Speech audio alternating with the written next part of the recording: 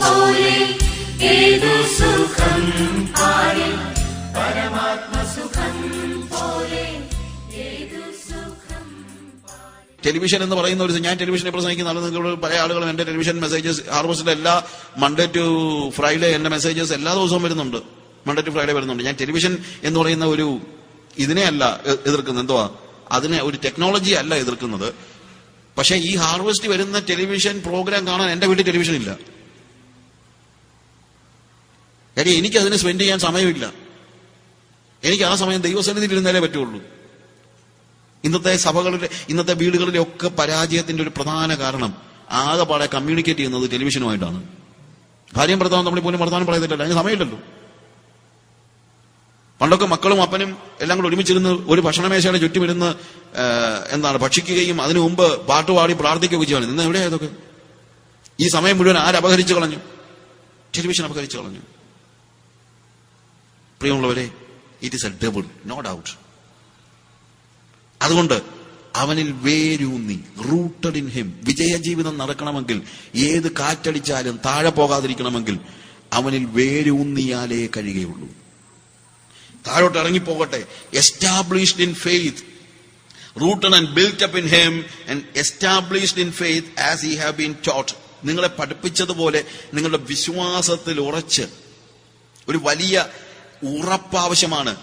അതുണ്ടാകണമെങ്കിൽ ഈ താഴേന്ന് നിങ്ങൾ സ്വീകരിക്കണം, അവനിൽ നിന്ന് സ്വീകരിക്കണം, അവനിൽ വേരൂന്നി. ഞാൻ പറഞ്ഞല്ലോ, യേശുവാണ് എന്റെ സോഴ്സ്. എനിക്ക് വേറെ ലോകത്തിൽ ഒരു സോഴ്സും ഇല്ല. ഞാൻ 1000 പുസ്തകം വായിച്ചിട്ടുണ്ടായിരിക്കും, പക്ഷെ അതിനകത്തൊന്നും സോഴ്സ് സ്വീകരിക്കാൻ ഞാൻ തയ്യാറല്ല. Source. Who is my source? It is Jesus. I hear messages of people of God. പക്ഷേ അവരെ യേശുവിൽ നിന്ന് തരുന്നത് കൊണ്ടാണ് ഞാനത് സ്വീകരിക്കുന്നത്. എന്റെ മെസ്സേജ് യേശുവിൽ നിന്നല്ലാതെ നിങ്ങൾക്ക് എന്തെങ്കിലും ഒരു ദിവസം കിട്ടിയാൽ ക്ലോസ് ഇറ്റ്. ഞാൻ അനേക ആളുകളുടെ മെസ്സേജ് കേട്ടെന്നിരിക്കും, അനേക ആളുകളുടെ പുസ്തകം വായിച്ചിട്ടുണ്ട്. പക്ഷെ എപ്പോഴും ഞാൻ നോക്കുന്നത് ഇവരെ യേശുവിൽ നിന്നാണോ എടുത്തു തരുന്നതെന്നുള്ളതാണ്. യേശുവിൽ നിന്നല്ലാതെ. പരിശുദ്ധാത്മാവിന്റെ ജോലി അത് തന്നെയാണ്. എന്ത്? അവൻ എനിക്കുള്ളതിൽ നിന്ന് എടുത്ത് നിങ്ങൾക്ക് തരുമെന്നാണ് പറയുന്നത്. ദൈവവചന ക്ലാസ്, ബൈബിൾ ക്ലാസ്സുകൾ മറ്റുള്ളതും ഒക്കെ നമ്മൾ ആലോചിക്കുമ്പോൾ always ask, is it from Jesus? ഇത് പ്രസംഗിക്കുന്നത് ആരാ പ്രസംഗിച്ചു കഴിഞ്ഞാലും സ്വീകരിക്കുന്നത് യേശുവിൽ നിന്നായിരിക്കണം. ഞാൻ പറഞ്ഞ മനസ്സിലാക്കണം. പ്രസംഗിക്കുന്നത് ആര് പ്രസംഗിച്ചാലും സ്വീകരിക്കുന്നത് നിങ്ങൾ യേശു. എന്റെ സോഴ്സ് യേശു മാത്രമാണ്. അത് സ്വീകരിച്ചാൽ തീരത്തില്ല. കൊലോസിയൻസ് ചാപ്റ്റർ 2:3 പറയുന്ന ഒരു കാര്യമുണ്ട്, അവനിൽ ജ്ഞാനത്തിന്റെയും പരിജ്ഞാനത്തിന്റെയും നിക്ഷേപങ്ങളൊക്കെയും ഗുപ്തമായിട്ടിരിക്കുന്നു. In him lie hidden the mighty untapped treasures of wisdom and knowledge എന്നാണ് പാരഫ്രേസ് വേർഷനിൽ പറഞ്ഞിരിക്കുന്നത്.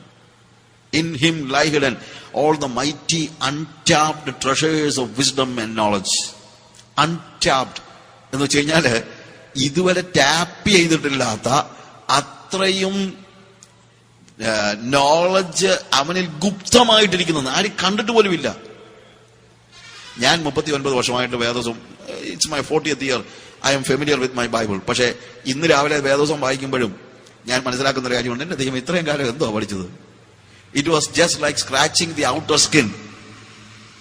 And when I look inside, അവനിൽ മറഞ്ഞിരിക്കുന്ന നിക്ഷേപങ്ങൾ, ഗുപ്തമായ നിക്ഷേപങ്ങളെ കാണുമ്പോൾ എത്ര അത്ഭുതമാണ്. ഞാൻ എന്തറിഞ്ഞു, ഇനി എന്തറിയാനിരിക്കുന്നു? അവനിൽ ജ്ഞാനത്തിന്റെയും പരിജ്ഞാനത്തിന്റെയും നിക്ഷേപങ്ങൾ ഗുപ്തമായിരിക്കുന്നു. വായിച്ചിട്ടുണ്ടോ? കണ്ടിട്ടുണ്ടോ? അറിഞ്ഞിട്ടുണ്ടോ? എടുത്തിട്ടുണ്ടോ? നിങ്ങൾ എന്നോടും നിങ്ങളോടും ഒരുമിച്ചാണ് ചോദിക്കുന്നത്. ഞാൻ ആരും മോളിൽ നിന്ന് താഴോട്ട് പ്രസംഗിക്കാനുള്ള ആളല്ല. ഞാൻ അങ്ങനെയല്ല. I'm not saying that I'm somebody and you are lower, nothing. ഞാൻ വേദന കൊണ്ട് പറയാണ്, നമുക്കൊക്കെ ഇന്ന് സഭകളിൽ അവനിൽ മറഞ്ഞിരിക്കുന്ന നിക്ഷേപങ്ങൾ, ഗുപ്തമായ നിക്ഷേപങ്ങൾ പകർന്നു കൊടുക്കുവാൻ ദൈവം നമ്മളെ വിളിച്ചിരിക്കുകയാണ്. അത് നമ്മൾ സ്വീകരിക്കണം. It is only the outer skin. We have scratched only the outer skin. The mighty untapped treasures of wisdom and knowledge. പ്രിയമുള്ളവരെ, അവിടെയാണ് എന്റെ റൂട്ട്. അതാണ് എന്റെ റൂട്ട്. ആ റൂട്ടിൽ നിന്നാണ് ഞാൻ ജീവൻ പ്രാപിക്കുന്നത്. 2-ാം അധ്യായത്തിന്റെ 2-ാം വാക്യം, കൊലോസ്യർ 2-ാം അധ്യായത്തിന്റെ 2-ാം വാക്യത്തിൽ അവൻ ക്രിസ്തുവെന്ന ദൈവമർമ്മത്തിന്റെ പരിജ്ഞാനവും വിവേകപൂർണതയുടെ സമ്പത്തും പ്രാപിപ്പാൻ തക്കവണ്ണം സ്നേഹത്തിൽ ഏകീഭവിച്ചിട്ട് ഹൃദയങ്ങൾക്ക് ആശ്വാസം ലഭിക്കണമെന്ന് വെച്ച് ഞാൻ എത്ര വലിയ പോരാട്ടം കഴിക്കുന്നു എന്ന് നിങ്ങൾ അറിയുവാൻ ഞാൻ ഇച്ഛിക്കുന്നു. It's wonderful. അവിടെ എഴുതിയിരിക്കുന്ന വാക്കിതാണ്, that their hearts might be comforted, being knit together in love, and unto all riches of the full assurance of the understanding to the acknowledgement of the mystery of God. ദൈവത്തിന്റെ, മലയാളത്തിലും ഏകദേശം അത് കുഴപ്പമില്ല, ക്രിസ്തു എന്ന ദൈവ മർമ്മത്തിന്റെ പരിജ്ഞാനം, ക്രിസ്തു എന്ന ദൈവ മർമ്മത്തിന്റെ പരിജ്ഞാനവും വിവേകപൂർണതയുടെ സമ്പത്തും പ്രാപിപ്പാൻ തക്കവണ്ണം. എന്താ സമ്പത്ത്? What is the richness? The richness is not worldly riches of God. The worldly riches alla. It is the richness of the knowledge of God. ദൈവത്തെ അറിയുന്നതാണ് സമ്പത്ത്. ദൈവത്തെ അറിയുന്നത്. ഈ പ്രോസ്പെരിറ്റി പ്രസംഗകർ നശിപ്പിച്ചു കളഞ്ഞത് ദൈവത്തെ അറിയുന്നതിന് പകരം ദൈവം തരുന്നതിനെ നമ്മളിപ്പം അതിനെ മാത്രം കണ്ടോണ്ട് we are just seeing what God gives and we are not seeing God. എന്റെ ഒരു സുഹൃത്ത്, ഞാൻ പല മെസ്സേജിൽ പറഞ്ഞൊരു കാര്യമുണ്ട്, അവൻ ഇടയ്ക്കിടയ്ക്ക് നാട്ടിൽ വരുന്ന, പുറത്ത് ജീവിക്കുന്ന ഒരാളാണ്. അവൻ വരുമ്പോഴത്തേക്ക് വേറെ ഒന്നും അങ്ങനെ കൊണ്ടുവരത്തില്ല. പിള്ളേർ വരുമ്പോഴത്തേക്ക് പിള്ളേർക്ക് ഒരു പെട്ടി ചോക്ലേറ്റും കൊണ്ടുവരും, അത് മാത്രമേ അവൻ കൊണ്ടുവരത്തുള്ളൂ. അപ്പൊ ഒരു ദിവസം അപ്പൻ വന്നപ്പോൾ എയർപോർട്ടിൽ ഇവൻ പിള്ളേർ റിസീവ് ചെയ്യാൻ വന്നിരിക്കുകയാണ്. റിസീവ് ചെയ്യാൻ വന്നു കഴിഞ്ഞപ്പോഴത്തേക്ക് ചേട്ടൻ അനിയനോട് പറയാണ്, ദേണ്ടാ ചോക്ലേറ്റ് വരുന്നെന്ന്. അപ്പൻ വരുന്നെന്നല്ല പറഞ്ഞത്, എന്താ പറഞ്ഞത്? ചോക്ലേറ്റ് വരുന്നെന്ന്. ഇതല്ലേ ഇന്നത്തെ പ്രസംഗങ്ങള്? അപ്പനെ ആര് കാണുന്നു? അപ്പനെ ആര് പ്രസംഗിക്കുന്നു? എല്ലാരും ചോക്ലേറ്റ് പ്രസംഗിച്ചുകൊണ്ടിരിക്കുക. ഹല്ലേലൂയ. ഈ ചോക്ലേറ്റ് പ്രസംഗങ്ങൾ അവസാനിപ്പിക്കേണ്ട കാലം അതിക്രമിച്ചു കഴിഞ്ഞിരിക്കുന്നു. യേശുവിനെ പ്രസംഗിക്കുന്നവരുണ്ടാകട്ടെ. നമ്മുടെ സഭകളുടെ സ്റ്റേജുകളിൽ യേശുവിനെ പ്രസംഗിക്കുക, ക്രൂസൈഡുകളിൽ യേശുവിനെ പ്രസംഗിക്കുക, ചോക്ലേറ്റ് പ്രസംഗിക്കുന്നത് നിർത്ത്. ഹല്ലേലൂയ. അതാണ് സമ്പത്ത്. അവിടെ പറയുന്ന കാര്യം ഇതാണ്, എന്ത്? അവർ ക്രിസ്തു എന്ന ദൈവമർമ്മത്തിന്റെ പരിജ്ഞാനവും വിവേകപൂർണതയുടെ സമ്പത്തും പ്രാപിപ്പാൻ തക്കവണ്ണ സ്നേഹത്തിലേക്ക്. എനിക്ക് വേദോസത്തിലെ ഒരു വാക്യം പറയാൻ തുടങ്ങി, ഞാൻ ചിലപ്പോൾ ആലോചിച്ചിട്ടുണ്ട്, എന്ത് ഒരു വാക്യം നമ്മൾ ശരിക്ക്. അതുകൊണ്ടാണ് ഞാൻ പറഞ്ഞത് നിക്ഷേപങ്ങളൊക്കെ ഗുപ്തമായിരിക്കുന്നു എന്ന് പറയുന്നതിന്റെ കാര്യം ഇതാണ്. If you truly read one verse from the Bible, maybe it is not just hours and hours. അതാണ് ഗുപ്തമായ, അതായത് സംതിങ് ലൈക്ക് യുനോ, ഈ ചില പുറത്തൊക്കെ ചില പില്ലോ വാങ്ങിക്കാൻ കിട്ടും, കണ്ടു കഴിഞ്ഞാൽ ഒരു ചെറിയ ഇതായിരിക്കും, ഇറ്റ് ഇസ് വെരി സ്മോൾ. പക്ഷെ എന്താണ്, നമ്മൾ അതിന്റെ കവർ പൊട്ടിച്ച് കഴിയുമ്പോഴത്തേക്ക് ഭൂം എന്ന് പറഞ്ഞ് ഇറ്റ്സ് വെരി ബിഗ്. ഇതുപോലെയാണ് കണ്ട വെറും സ്മോൾ വേർഡ്സ് ആയിരിക്കും വേദോസത്തിലെ. പക്ഷേ പരിശുദ്ധാത്മാവ് അതൊന്ന് വിടർത്തി തരുമ്പോൾ നമ്മുടെ വീട് നിറയ്ക്കുന്നതായി തീരും. ദൈവത്തിന്റെ പരിശുദ്ധാത്മാവ് നിങ്ങൾക്ക് ബോധ്യപ്പെടുത്തും നമ്മൾക്ക് വേണ്ടി ദൈവം ഒരുക്കിയിരിക്കുന്ന ഈ സമ്പത്ത്. അതാണ് അവിടെ പറയുന്നത്. ഈ സമ്പത്തും പ്രാപിപ്പാൻ തക്കവണ്ണം സ്നേഹത്തിൽ ഏകീഭവിച്ചിട്ട് ഹൃദയങ്ങൾക്ക് ആശ്വാസം ലഭിക്കണമെന്ന് വെച്ച് ഞാൻ എത്ര വലിയ പോരാട്ടം കഴിക്കുന്നു നിങ്ങൾ അറിയണം. എത്ര വലിയ അതായത് ഒരു പോൾ പറയാണ്, എനിക്ക് ഭയങ്കര ഒരു സ്ട്രഗിൾ ഉണ്ട്, ഞാൻ കർത്താവിനോട് പ്രാർത്ഥിച്ചുകൊണ്ടിരിക്കുക, നിങ്ങൾ ഇതൊന്ന് അറിയട്ടെ. കാര്യം ഇത് പൗലോസ് അറിഞ്ഞു. പൗലോസ് അറിഞ്ഞു കഴിഞ്ഞുകൊണ്ടാണ് മറ്റുള്ളവരെ കൂടെ ഇത് അറിയിക്കണമെന്ന്. അത് അറിഞ്ഞവൻ മാത്രം അറിയിക്കണമെന്ന് തോന്നുള്ളൂ, അറിയാത്തവന് ഒരു പ്രശ്നമില്ല. പൗലോസ് ഈ ദൈവ മർമ്മത്തിന്റെ പരിജ്ഞാനം അറിഞ്ഞു കഴിഞ്ഞപ്പോ, എന്റെ ദൈവമേ, ഈ എന്റെ സഹോദരങ്ങളെ കൂടെ ഒന്ന് അറിയിക്കണേ കർത്താവേ. ഭയങ്കര പ്രാർത്ഥനയാണ്. അത് അറിയിക്കണമെന്ന് പറയാൻ ഇത്രയും പോരാട്ടം കഴിയണമെങ്കിൽ, അറിയണമെങ്കിൽ എത്ര പോരാട്ടം കഴിക്കണം. ആ സമ്പത്തിന് വേണ്ടിയാണ് നിങ്ങൾ നടക്കേണ്ടത് പ്രിയമുള്ളവർ, അല്ലാതെ ബാക്കിയുള്ള സമ്പത്തിന് വേണ്ടിയൊന്നുമല്ല. ആ സമ്പത്ത്, എന്ത് സമ്പത്ത്? ക്രിസ്തു എന്ന ദൈവമർമ്മത്തിന്റെ പരിജ്ഞാനം പ്രാപിക്കാനായിട്ട്. ഫിലിപ്പിയ ലേഖനം അതിന്റെ 3-ാം അധ്യായം 7 മുതലുള്ള വാക്യങ്ങൾ ഞാൻ വായിക്കുന്നതേ ഉള്ളൂ. ഇനിയുള്ള കാര്യങ്ങളൊക്കെ വായിക്കാൻ മാത്രമേ നമുക്ക് സമയമുള്ളൂ. പോള് ഇതിനെക്കുറിച്ച് പറയുന്ന ഭാഗമാണ്. എങ്കിലും എനിക്ക് ലാഭമായിരുന്നതൊക്കെയും ഞാൻ ക്രിസ്തു നിമിത്തം ഛേദമെന്നെണ്ണുന്നു. അത്രയുമല്ല, എന്റെ കർത്താവായ യേശു ക്രിസ്തുവിനെ കുറിച്ചുള്ള പരിജ്ഞാനത്തിന്റെ ശ്രേഷ്ഠത നിമിത്തം ഞാൻ ഇപ്പോഴും എല്ലാം ഛേദമെന്ന് എണ്ണുന്നു. ഇറങ്ങിയപ്പം ഛേദമെന്ന് എണ്ണി ഇറങ്ങി, പക്ഷേ യേശുവിനെ അറിയാൻ തുടങ്ങിയപ്പോ ഇപ്പോഴും ഛേദമെന്ന് എണ്ണുന്നു. ഞാൻ ഇറങ്ങിയപ്പോ ഛേദമെന്ന് പറഞ്ഞിറങ്ങിയതാ, ഇപ്പോഴും ഛേദമെന്ന് തന്നെ എണ്ണുന്ന കാര്യം. എനിക്ക് യേശുവിനെ അങ്ങ് സുഖിച്ചു പോയി. എനിക്കിനി ഇതൊന്നും വേണ്ട, എനിക്ക് ഭൂമിയിലെ ഒരു സാധനവും വേണ്ട, ഒരു കാര്യമാണ്, എനിക്ക് മോഹങ്ങൾ ഒന്നും ബാക്കിയില്ല. എന്തോന്ന് കാര്യങ്ങൾ, ഞാൻ സ്വർഗത്തിന്റെ പൗരനാണ്, എനിക്ക് എന്തിനാ ഈ ലോകത്തിന്റെ കാര്യങ്ങൾ? എന്തുകൊണ്ടാണ്? യേശുവിനെ കണ്ടിട്ടില്ലാത്തവൻ ഇതിന്റെ എല്ലാം പുറകെ പോകും. യേശുവിനെ കണ്ടിട്ടില്ലാത്തവനാണ് പണം വേണ്ടത്, യേശുവിനെ കണ്ടിട്ടില്ലാത്തവനാണ് കസേര വേണ്ടത്, യേശുവിനെ കണ്ടിട്ടില്ലാത്തവനാണ് പദവികൾ വേണ്ടത്, യേശുവിനെ കണ്ടിട്ടില്ലാത്തവനാണ് സ്വത്ത് വേണ്ടത്. യേശുവിന്റെ പരിജ്ഞാനം പ്രാപിച്ചുകൊണ്ട് ഇതിന്റെ ഒന്നിന്റെയും പുറകെ പോകത്തില്ല, യാതൊന്നിന്റെയും പുറകെ പോകത്തില്ല.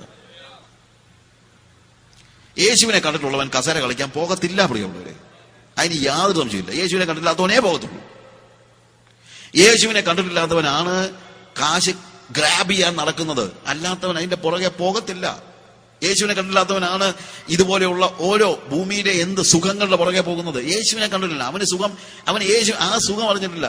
കൊച്ചുഞ്ഞ ചോദിച്ച് പാടിയ പാട്ട് ആത്മസുഖം, ഞാൻ ആ ദിവസം പാടിയല്ലോ, ആത്മസുഖം പോലെ ഏതു സുഖം പാലിൽ, പരമാത്മസുഖം പോലെ ഏതു സുഖം പാലിൽ. അതൊക്കെ അറിഞ്ഞവന് മാത്രമേ പാടാൻ പറ്റുള്ളൂ. ആത്മസുഖം പോലെ. പോൾ പറയാ, ഞാൻ ഇറങ്ങിയപ്പോ എല്ലാം കളഞ്ഞാ ഇറങ്ങിയത്, അതിനുശേഷം ഇന്ന് വരെ കളഞ്ഞതിനെ കുറിച്ചൊന്നും ഞാൻ ആലോചിച്ചിട്ടില്ല. ക്രിസ്തുവേശുവിനെ കുറിച്ചുള്ള പരിജ്ഞാനത്തിന്റെ ശ്രേഷ്ഠത നിമിത്തം ഞാൻ ഇപ്പോഴും എല്ലാം ഛേദമെന്നെണ്ണുന്നു. ഞാൻ ക്രിസ്തുവിനെ നേടേണ്ടതിനും വേറെ ഒന്നും എനിക്ക് വേണ്ട, എനിക്ക് ആ യേശു മതി. ഞാൻ യേശുവിനാൽ മത്ത് പിടിച്ചിരിക്കുകയാണ്, എനിക്ക് വേറെ ഒന്നും വേണ്ട. ഞാൻ ക്രിസ്തുവിനെ നേടേണ്ടതിനും ന്യായപ്രമാണത്തിൽ നിന്നുള്ള എന്റെ സ്വന്തം നീതിയല്ല, ക്രിസ്തുവിനുള്ള വിശ്വാസം മൂലം ദൈവം വിശ്വസിക്കുന്നവർക്ക് നൽകുന്ന നീതി തന്നെ ലഭിച്ച് അവനിൽ ഇരിക്കേണ്ടതിനും അവന്റെ മരണത്തോട് അനുരൂപപ്പെട്ടിട്ട് അവനെയും അവന്റെ പുനരുത്ഥാനത്തിന്റെ ശക്തിയെയും അവന്റെ കഷ്ടാനുഭവങ്ങളുടെ കൂട്ടായ്മയെയും അനുഭവിച്ചറിയേണ്ടതിനും ഇങ്ങനെ വല്ല വിധേനയും മരിച്ചവരുടെ ഇടയിൽ നിന്നുള്ള പുനരുത്ഥാനം പ്രാപിക്കണമെന്ന് വെച്ച് അവന്റെ നിമിത്തം എല്ലാം ഉപേക്ഷിച്ച് ചവറെന്നുന്നു. ന്യായപ്രമാണത്തെ അനുസരിച്ച് നടക്കാൻ എനിക്ക് അതിനുള്ള ശക്തിയില്ലായിരുന്നു. പക്ഷെ ഇപ്പൊ ദൈവത്തിന്റെ നീതി കൊണ്ട് അവൻ എന്റെ പാപങ്ങളെ ക്ഷമിച്ചു തന്നു. ക്ഷമിച്ചത് തന്നെയല്ല, ഇപ്പോഴെന്താണ്, ഞാൻ അവന്റെ പരിജ്ഞാനത്തിൽ വളരുന്നത് കൊണ്ട് ക്രിസ്തുവിനുള്ള വിശ്വാസം മൂലം ദൈവം വിശ്വസിക്കുന്ന നീതി തന്നെ ലഭിച്ചിട്ട് ഞാൻ അതും കൊണ്ടങ്ങ് പോവുകയല്ല, നീതിയും കൊണ്ട് പോവുകയല്ല, അവനിൽ ഇരിക്കേണ്ടതിനും. ഇപ്പൊ ഞാൻ സ്ട്രഗിൾ ചെയ്യാന്ന് പറഞ്ഞു കഴിഞ്ഞാല് പ്രയാസപ്പെടുന്നതല്ല, ഞാൻ ഉറപ്പാക്കുന്ന ഒരു കാര്യം, അതാണ് സ്ട്രഗിൾ എന്നുള്ള വാക്യം. ഞാൻ ഉറപ്പാക്കുകയാണ്. I make sure that I am with him, I may know him and the power of his resurrection and the fellowship of his suffering being made conformable unto his death. അവനിൽ ഇരിക്കേണ്ടതിനും ഞാൻ എപ്പോഴും തീരുമാനമെടുക്കുന്ന, എപ്പോഴും I make sure that I am with Jesus. അവനിലല്ലാതെ അപ്പുറത്തോ ഇപ്പുറത്തോ കാലെടുത്ത് വെക്കുന്നില്ല എന്നുള്ളത്. എന്റെ കാലുകൾ എപ്പോഴും അവന്റെ ചുവടുകളിൽ തന്നെയാണെന്നുള്ളത് ഞാൻ ഉറപ്പ് വരുത്തുന്നുണ്ട്. ചുമ്മാ ഞാൻ അങ്ങോട്ടും ഇങ്ങോട്ടും നോക്കിയൊന്നും നടക്കുകയല്ല. എപ്പോഴും ഞാൻ നോക്കുന്നതുള്ളൂ ഒരു കാര്യമുള്ളൂ, എന്റെ ജീവിതത്തിൽ ഒരു സ്റ്റെപ്പ് വെക്കണമെങ്കിൽ ഞാൻ നോക്കുന്ന ഒരു കാര്യമുണ്ട്, ഇത് യേശു വെച്ച സ്റ്റെപ്പാണോ എന്ന്. അത് ഞാൻ നോക്കിയാലേ പറ്റുള്ളൂ. അങ്ങോട്ടും ഇങ്ങോട്ടും നോക്കിയിട്ട് അതായിരിക്കുമെന്നൊന്നും പറയാനൊന്നും ഞാനില്ല. I make sure that when I put a step forward, ഒരു കാൽച്ചുവട് മുന്നോട്ട് വെക്കുമ്പോൾ I make sure that I am putting my step in his shoes. എന്റെ കാലുകൾ അവന്റെ പാദത്തിന്റെ ചുവടുകളിൽ തന്നെയാണെന്നുള്ളത് ഞാൻ ഉറപ്പുവരുത്തുന്നുണ്ട്. അവനിൽ ഇരിക്കേണ്ടതിനും അവനിൽ നടക്കേണ്ടതിനും അവന്റെ മരണത്തോട് അനുരൂപപ്പെട്ടിട്ട് അവന്റെ പുനരുത്ഥാനത്തിന്റെ ശക്തിയെയും അവന്റെ കഷ്ടാനുഭവങ്ങളുടെ കൂട്ടായ്മയെയും അനുഭവിച്ചറിയേണ്ടതിനും. അതുകൊണ്ട് പ്രിയമുള്ളവരെ, എന്നറിയാവോ, ഞാനിനി അതിനെക്കുറിച്ചുള്ള ഞാൻ പെട്ടെന്ന് പറയണം. I am coming. അടുത്ത ജയജീവിതത്തിന്റെ ഭാഗമായിട്ട് പറയുന്നുണ്ട്, അവന്റെ കഷ്ടാനുഭവങ്ങളുടെ കൂട്ടായ്മയെയും. കർത്താവിന് വേണ്ടിയുള്ള കഷ്ടങ്ങളൊക്കെ എനിക്ക് ഭയങ്കര സന്തോഷമാണ്. എന്നറിയാവോ, അവനുമായിട്ടുള്ള ഒരു ഫെലോഷിപ്പ് അല്ലേ അത്.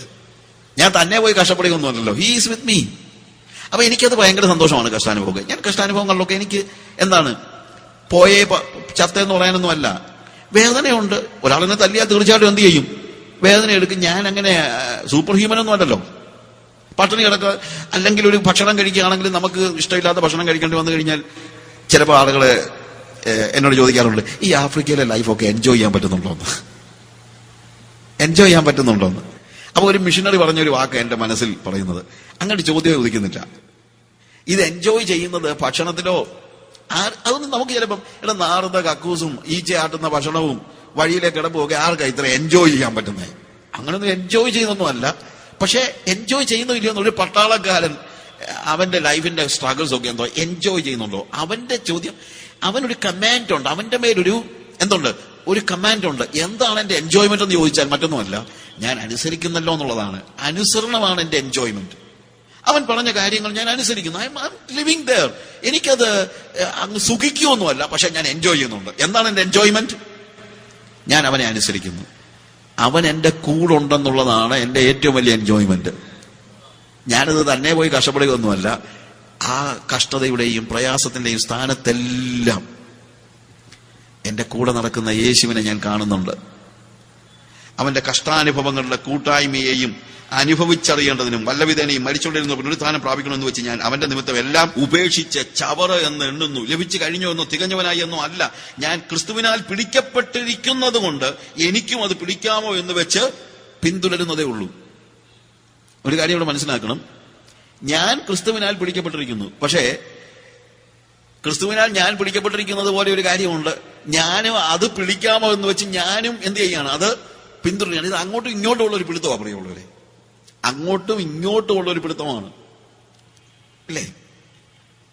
കർത്താവ് ഇപ്പം നമ്മളുടെ പൂച്ച കുഞ്ഞുങ്ങളെ എടുക്കുമ്പം കുഞ്ഞൊന്നും അറിയുന്നില്ല. എന്ത് ചെയ്തുകൊള്ളുകയാണ്? പൂച്ച കുഞ്ഞിനെ എടുത്തോളം കൊണ്ട് പൊക്കോളും. പക്ഷേ കുരങ്ങ് കൊച്ചിനെ എടുക്കുമ്പോഴത്തേക്ക്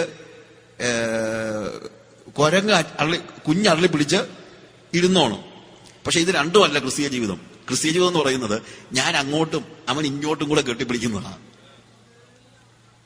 ഞാൻ പറഞ്ഞ മനസ്സിലാക്കണം. പൂച്ചയുടെ കാര്യം പറഞ്ഞതുപോലെ പൂച്ച കടിച്ചെടുത്തോണ്ട് പോകുന്നപോലെ തൂക്കിയെടുത്തോണ്ട് പോകുന്ന പോലെ കർത്താവ് എന്നെ അങ്ങ് കൊണ്ടുപോക്കോളുമെന്നല്ല ഞാൻ പറയുന്നത്. എന്ന് തിരിച്ചുമല്ല, അള്ളി പിടിച്ചിരുന്നോണം, ഇല്ലെങ്കിൽ തെറിച്ചു പോകുന്നുമല്ല. ഇത് അങ്ങനെന്നുള്ള ചോദ്യം പറഞ്ഞിട്ടൊന്നുമില്ല. ഞാൻ അവനെ അങ്ങ് എൻജോയ് ചെയ്ത് കെട്ടിപ്പിടിക്കുക. അവൻ എന്നെ പിടിച്ചിട്ടുണ്ട്, ഞാനും കെട്ടിപ്പിടിക്കുക. അതൊരു സുഖമാണ്. അത് ഞാൻ ഒന്നും ആലോചിച്ചില്ല, ഞാൻ താഴെ വീഴുമെന്ന് പേടിച്ചൊന്നുമല്ല. അവനെ കെട്ടിപ്പിടിക്കാൻ കഴിയുന്നത് ഒരു ഭയങ്കര സന്തോഷമല്ലേ? ഞാൻ എൻജോയ് ചെയ്യുക എന്റെ ലൈഫ്. ഞാനും പിടിക്കുക, അവനും പിടിച്ചിട്ടുണ്ട്. അവൻ എന്നെ, അത് ഞാൻ ക്രിസ്തുവിനാൽ പിടിച്ചിരിക്കപ്പെടുന്നത് കൊണ്ട് എന്താണ്, ലഭിച്ചു കഴിഞ്ഞു എന്നോ തികഞ്ഞവനായി എന്നോ അല്ല, അതൊന്നും അല്ല അവിടുത്തെ ചോദ്യം എന്ന് പറയുന്നത്. ഞാൻ ക്രിസ്തുവിനാൽ പിടിക്കപ്പെട്ടിരിക്കുന്നത് കൊണ്ട് എനിക്കും അത് പിടിക്കാമോ എന്ന് വെച്ച് പിന്തുടരുന്നതേ ഉള്ളൂ. സഹോദരന്മാരെ, ഞാൻ പിടിച്ചിരിക്കുന്നു നിരൂപിക്കുന്നില്ല. ഒന്ന് ഞാൻ ചെയ്യുന്നു, പിമ്പിലുള്ളത് മറന്ന് മുമ്പിലുള്ളതിന് ആഞ്ഞുകൊണ്ട് ക്രിസ്തുവേശുവിൽ ദൈവത്തിന്റെ പരമവിളിയുടെ വിരുദിനായി ലാക്കിലേക്ക് ഓടുന്നു. എനിക്കൊരു ലക്ഷ്യമുണ്ട്. ആ ലക്ഷ്യത്തിലേക്ക് ഞാൻ എന്ത് ചെയ്തുകൊണ്ടിരിക്കുകയാണ്? ഓടിക്കൊണ്ടിരിക്കുകയാണ്. എന്നിട്ട് താഴോട്ട് വായിക്കുമ്പോൾ നമ്മൾ തികഞ്ഞവനൊക്കെയും എങ്ങനെ തന്നെ ചിന്തിച്ചു കൊള്ളുക. വല്ലതിനും വേറെ വിധമായി ചിന്തിച്ചാൽ ദൈവം നിങ്ങൾക്ക് വെളിപ്പെടുത്തും. എന്നാൽ നാം പ്രാപിച്ചിരിക്കുന്ന പരിജ്ഞാനം തന്നെ അനുസരിച്ച് നടക്കുക. അവിടെ ഒന്ന് രണ്ട് കാര്യങ്ങൾ, ഈ കാര്യങ്ങളിൽ നിന്ന് വ്യത്യസ്തമായി ആലോചിക്കുന്ന പല ആളുകളെ കുറിച്ച് അവിടെ പറയുന്നുണ്ട്. അതുകൊണ്ടാണ് ഞാൻ പറഞ്ഞത്, ഞാൻ പലപ്പോഴും നിങ്ങളോട് പറഞ്ഞതുപോലെ അനേകർ ക്രിസ്തുവിന്റെ ക്രൂശിന് ശത്രുക്കളായി നടക്കുന്നു ഇപ്പോൾ കരഞ്ഞും കൊണ്ട് പറയുന്നു. അവരുടെ അവസാന നാശം, അവരുടെ ദൈവം വയറ്, ലജ്ജയായതിൽ അവർക്ക് മാനം തോന്നുന്നു, അവർ ഭൂമിയിലുള്ളത് ചിന്തിക്കുന്നു. ഇത്ര വഴക്ക് പൗലോസ് വഴക്ക് പറയുകയോ അല്ലെങ്കിൽ എന്താ മോശക്കാരായിട്ട് പറയുന്നതിനൊക്കെ ഉള്ള കാരണം എന്താണെന്ന് അറിയാമോ? എന്താണ്? അവർ ക്രൂശിന്റെ ശത്രുക്കളായി നടക്കുന്നു. ഒറ്റ കാര്യമുള്ളൂ, അവർക്ക് ക്രൂശില്ല. ഇന്നത്തെ സുവിശേഷ പ്രസംഗങ്ങളിലുള്ള വലിയ പ്രശ്നമാണ്, അവർ ക്രൂശ് പ്രസംഗിക്കുന്നില്ല. നമ്മൾ ക്രിസ്തുവിനോടുകൂടെ ക്രൂശിക്കപ്പെട്ടിരിക്കുന്നു എന്നുള്ളത് അവർക്ക് പറയുന്നില്ല. ക്രൂശിനെ കുറിച്ച് പറയുന്നില്ല, കഷ്ടതയെ കുറിച്ച് പറയുന്നില്ല. അവരെല്ലാം പറയുന്നത് എന്താണ്? അവർ ക്രൂശിന് ശത്രുക്കളായി നടക്കുന്നു, അവർ ഭൂമിയിലുള്ളത് ചിന്തിക്കുന്നു, അവരുടെ ദൈവം വയറ്, ലജ്ജയായതിൽ അവർക്ക് മാനം തോന്നുന്നു. ഇതല്ല ഇന്നത്തെ പ്രസംഗങ്ങളുടെ എല്ലാം പ്രശ്നം. ലോകത്തെക്കുറിച്ച് പ്രസംഗിക്കുന്നു, വയറിനെ കുറിച്ച് പ്രസംഗിക്കുന്നു, അത് കിട്ടും ഇത് കിട്ടുമെന്ന് പറയുന്നു, ലജ്ജയായതിൽ മാനം തോന്നുന്നു, പാപം ചെയ്താൽ കുഴപ്പമില്ലെന്ന് പറയുന്നു, God is okay with that എന്ന് പറയുന്നു. ലജ്ജയായതിൽ, പണ്ടൊക്കെ നമുക്ക് സംസാരിക്കാൻ പോലും മടിയായിരുന്ന കാര്യങ്ങൾ ഇന്നവര് ഓപ്പണായിട്ട് പറയുന്നു, ഇല്ലേ? സഭയിൽ നമ്മൾ ഒരിക്കലും ചിന്തിച്ചിട്ടില്ലാത്ത കാര്യങ്ങൾ, അവർ ലജ്ജയായ കാര്യങ്ങൾ, അതാണ് ദൈവത്തിന് പ്രസാദമെന്നുള്ള നിലയിൽ ഇടപെടുന്നു. അവരുടെ ദൈവം വയറ്. അതിനകത്ത് ഏറ്റവും വലിയ പ്രശ്നം, അവർ ഭൂമിയിലുള്ളത് ചിന്തിക്കുന്നു. ഭൂമിയിലുള്ളത് ചിന്തിച്ച് ഭൂമിയിലുള്ളത് പ്രസംഗിക്കുന്നവൻ ക്രൂശിന് ശത്രുവാണ്.